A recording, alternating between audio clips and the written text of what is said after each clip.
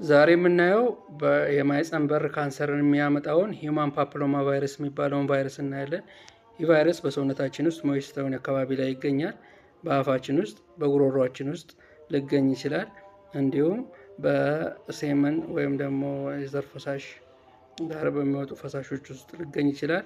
በምራቅ ውስጥ ሊገኝ ይችላል ማለት ነው። የመተላለፊያ መንገዶቹ በግብረ ስጋ ግንኙነት ሊሆን ይችላል፣ በመሳሳም ሊሆን ይችላል፣ በጀነታል ኤሪያችን በእንትናችን አካባቢ በምንነካካበት ሰዓት ሊተላለፍ ይችላል። እነዚህ የመተላለፊያ መንገዶቹ ናቸው። ምልክት አያሳይም። አንዳንዴ ግን የተወሰነ ምልክት ኢንሰም ኬዝ ምልክት ሊያሳይ ይችላል። ማቃጠል ሊሆን ይችላል፣ ማሳከክ ሊሆን ይችላል። በማህፀን አካባቢ በውጭኛው ፓርት ላይ ወይም ደግሞ በፊንጣጣችን አካባቢ ላይ ክንታሮት ልታይ ይችላል።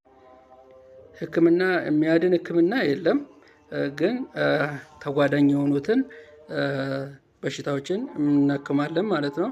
ለሱ የሚሰጥ እንደዚህ ተብሎ የተቀመጠ የሚያድን መድኃኒት የለም። ምንድነው? ይህንን ለመከላከል ምን ማድረግ አለብን? ክትባት መውሰድ አለብን። ክትባት ከ9 እስከ 14 እድሜ ያሉት ውስጥ ግንኙነት ያልጀመሩ መውሰድ አለባቸው። ክትባቱ በማንኛውም እድሜ ክልል ውስጥ ያሉት እናቶች ሊሰጥም ይችላል። ከ9 እስከ 26 ዓመት ሊሰጥ ይችላል። ኢፌክቲቭ የሚሆነው በ11 እና 12 ዓመታቸው ላይ ቢወስዱ ነው።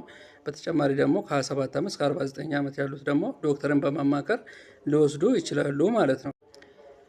ይህ ሂውማን ፓፕሎማ ቫይረስ እንግዲህ 75% ሰው በኦኔ ታይም ላይ ሊያጋጥመው ይችላል። ግን በራሱ በኔቸር የሚጠፋ ነገር ነው። በ2 ዓመት ውስጥ ከሰውነታችን ውስጥ የሚጠፋ ነው። ይሄም ደግሞ በኢሚዩኒታችን ላይ ተመስርቶ ነው። ኢሚዩኒታችን ግን ከቀነሰ ወደ ካንሰር እንትን ይላል። ግን ኢሚዩኒታችንን በመጨመር ኢሚዩኒታችንን የሚቀንሱትን ነገሮች በማቆም ኢሚዩኒታችንን በመጨመር በ2 ዓመት ውስጥ ከሰውነታችን ውስጥ እንዲወጣ ማድረግ እንችላለን።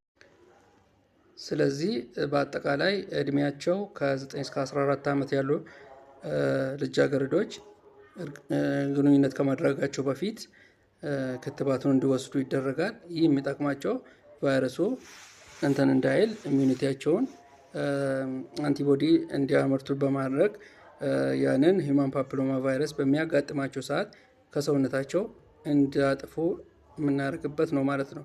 ህክምና ካላገኘን ግን ወደ ካንሰርነት ስለሚቀየር፣ ካንሰር ደግሞ ለእናቶች ሞት አደገኛው ነገር ስለሆነ ከአሁኑ ክትባቶችን ልጃገረዶች እንዲወስዱ በማድረግ የእናቶችን ሞት መቀነስ እንችላለን ማለት ነው።